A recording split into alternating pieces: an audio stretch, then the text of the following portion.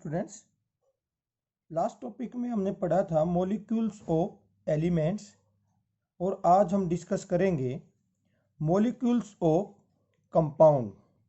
जैसे पिछली बार हमने बताया था कि the molecules of a compound contains two और more different types of atoms chemically combine together.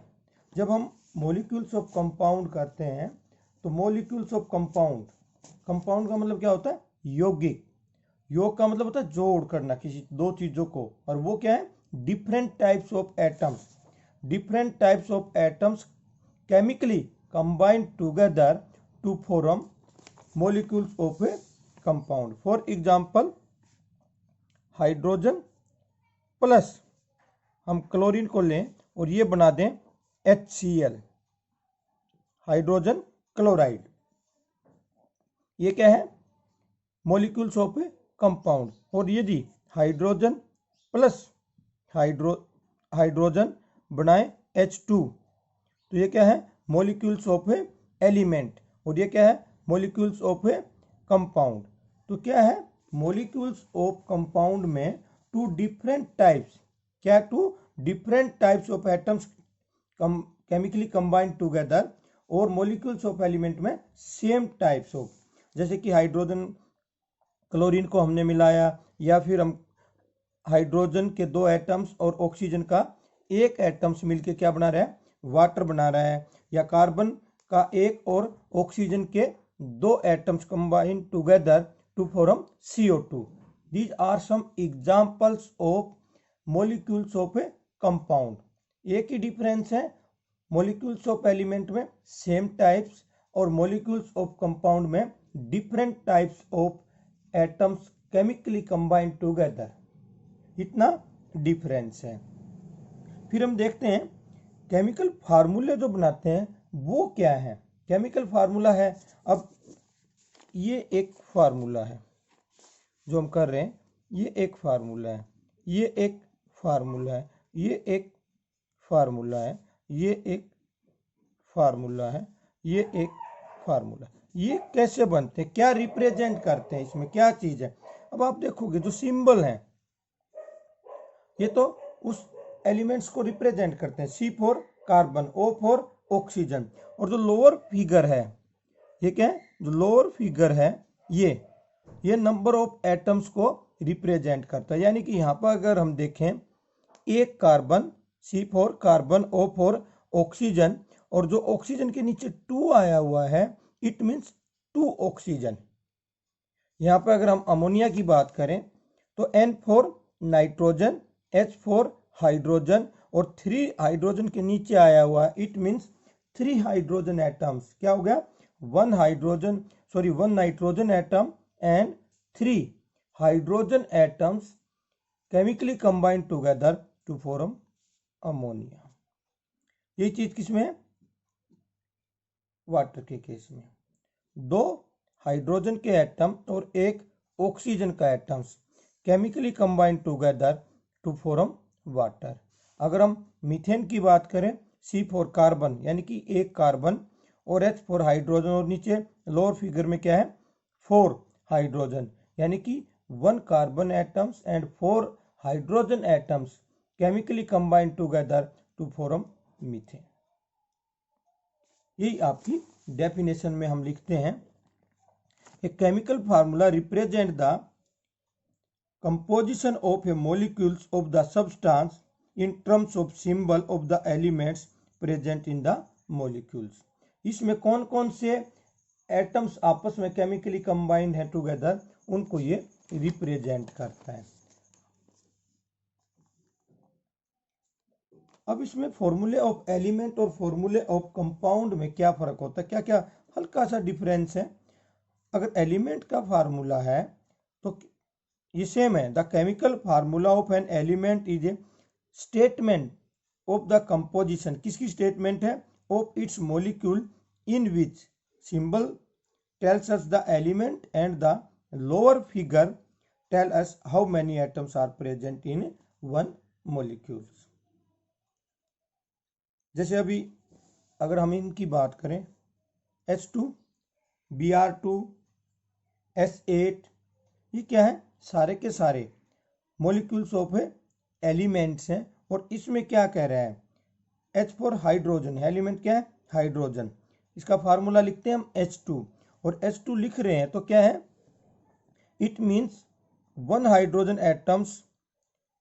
Hydrogen molecules contain 2 hydrogen atom. यहाँ अगर हम ब्रोमीन की बात करें तो ब्रोमीन में भी क्या है, एक ब्रोमीन्स का जो मॉलिक्यूल्स है उसके अंदर 2 ब्रोमीन्स के एटम होते हैं। अगर सल्फर की बात करें हम, सल्फर के अंदर 8 एटम्स ऑफ सल्फर होते हैं। क्लियर। उसके बाद अगर हम देखें फार्मूला ऑफ कंपाउंड, अब कंपाउंड में क्या है, वही चीज same, the chemical formula of a compound is a statement of its composition in which the chemical symbol तो हमें क्या बताएंगे, which element are present, and the lower figure हमें क्या बताएगा, tell us how many atoms of each element are present in one molecules of a compound. जैसे भी हमने एग्जाम्पल लिया था कि किस किस के अंदर, जैसे हमने अगर हम वाटर के अंदर देखें तो वाटर क्या है, 2 हाइड्रोजन एटम और 1 ऑक्सीजन एटम से मिलकर बना हुआ है।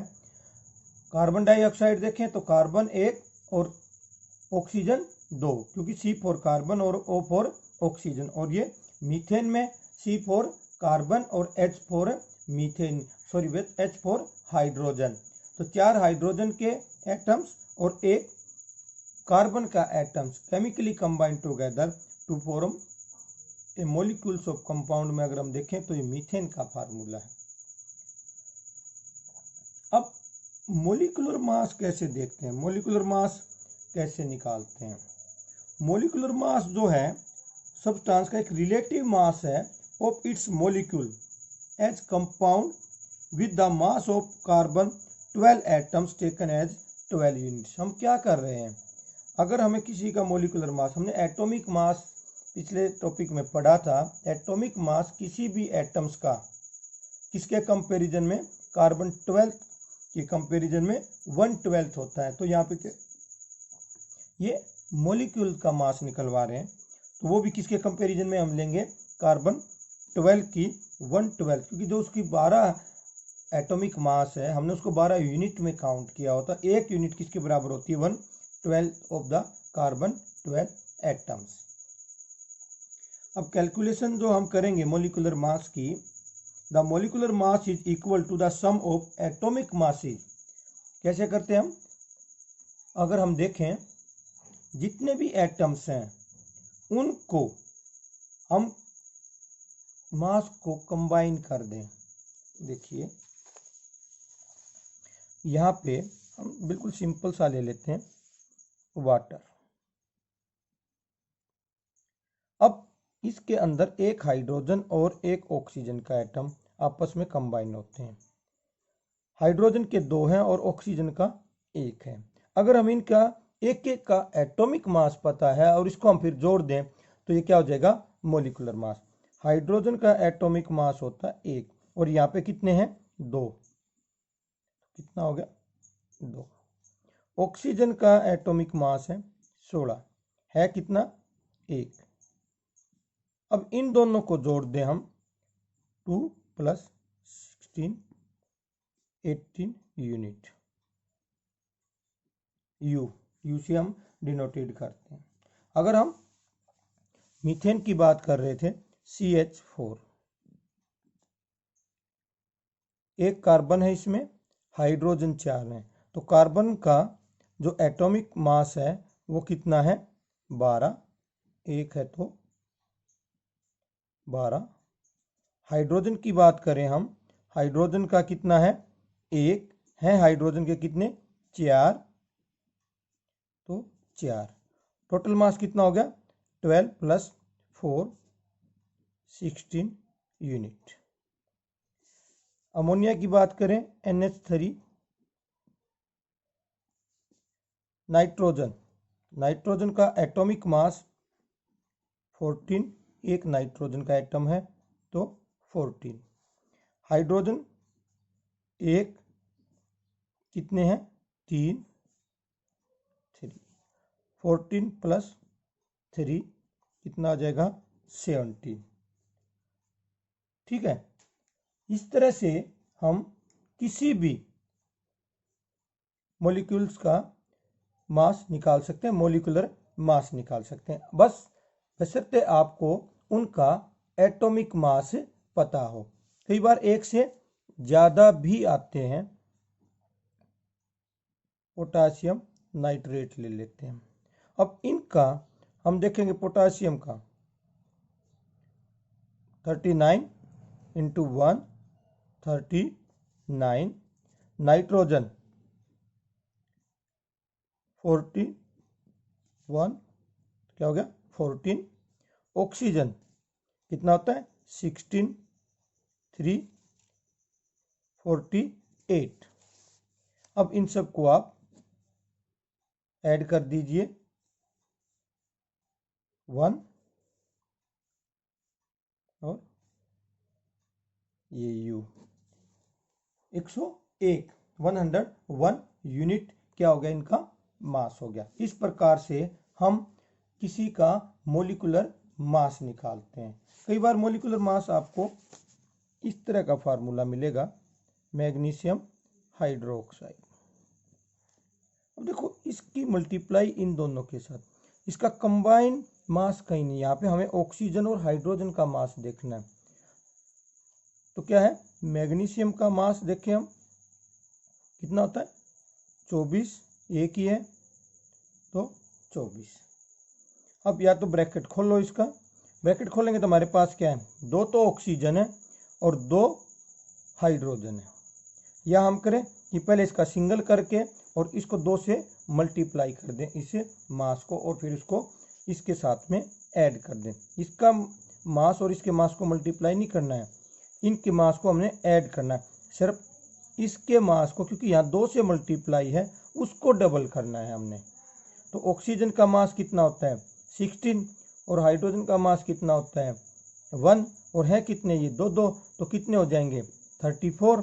या हम ऑक्सीजन मास 16 और है कितनी, इसकी मल्टीप्लाई करेंगे 2, तो कितना आ गया 32। हाइड्रोजन का कितना है 1, और हाइड्रोजन को यहाँ खोल लेंगे तो कितनी है 2, तो कितना आ गया ये चीज। अब इन सबको ऐड कर दो, 2 4 8 और 58 यूनिट। इस प्रकार से हम किसी भी मोलिकुलर मास को निकाल सकते हैं।